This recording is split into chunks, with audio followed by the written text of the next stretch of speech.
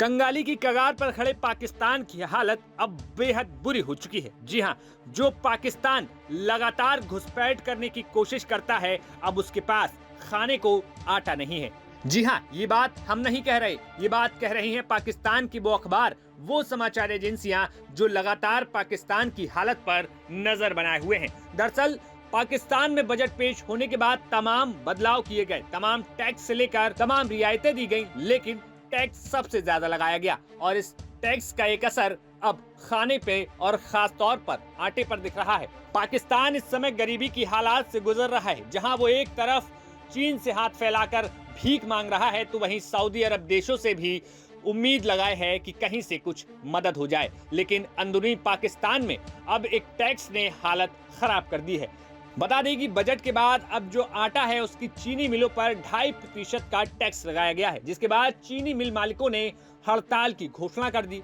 हड़ताल की घोषणा होते ही आटा चक्कियों ने भी इसका समर्थन करते हुए बंद का ऐलान कर दिया और जैसे ही पाकिस्तान में आटा चक्की और आटा मिलों का बंद का ऐलान हुआ, उसके बाद तमाम बाजारों में अब आटे की कमी हो गई है। रेस्टोरेंट में खाने के लिए आटा नहीं है और लोगों को अब महंगे दामों में या यूं कहे तो फटी जेब की हालत में आटा खरीदना पड़ रहा है। आपको बता दें कि आटा चक्की एसोसिएशन ने आटा मिल मालिकों की हड़ताल का समर्थन करने का जो बात कही है, जिसके बाद कराची और हैदराबाद के आटे की आपूर्ति में कमी आ गई है। हड़ताल के आह्वान पर आटा चक्की एसोसिएशन ने गेहूं पीसना बंद कर दिया है, क्योंकि कराची और हैदराबाद में चक्की बंद हो गई है। हड़ताल के कारण दोनों शहरों के रेस्टोरेंट्स में कई टन आटे की आपूर्ति नहीं हो सकी है। आटा मिल मालिक सरकार द्वारा लगाए गए कर का विरोध कर रहे हैं। आटा मिल मालिकों ने बजट 2024-25 में 2.5% तक कर लगाने का विरोध किया है और 11 जुलाई को हड़ताल की घोषणा की थी। आटा मिल मालिकों ने कहा है कि बिजली के बढ़ते बिलों के कारण उन्हें पहले ही अपने व्यवसाय में कठिनाइयों का सामना करना पड़ रहा है, जिसके बाद अब अतिरिक्त 2.5% टैक्स उनके व्यवसाय को बर्बाद कर देगा।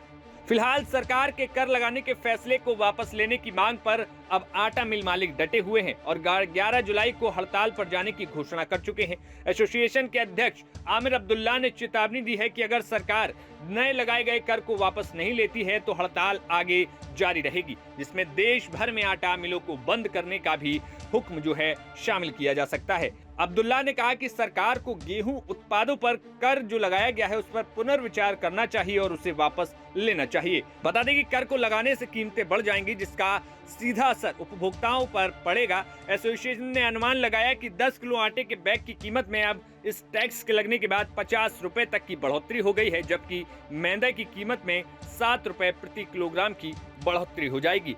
अन्य गेहूं के उत्पादों में भी कीमतें अब बढ़ जाएंगी। संभावित रूप से मैदे की कीमत 460 रुपए प्रति बोरी तक पहुंच सकती है। फिलहाल इस हालत में पाकिस्तान का क्या होगा ये वक्त बताएगा, लेकिन इतना तो तय है कि फटी हालत में अब पाकिस्तान पहुंच चुका है, जिसका खून अब खुद उसकी सरकार चूस रही है। Bureau report, news nation. News nation अब व्हाट्सएप पर खबरों के ताजा अपडेट के लिए न्यूज नेशन के इस QR कोड को स्कैन करें।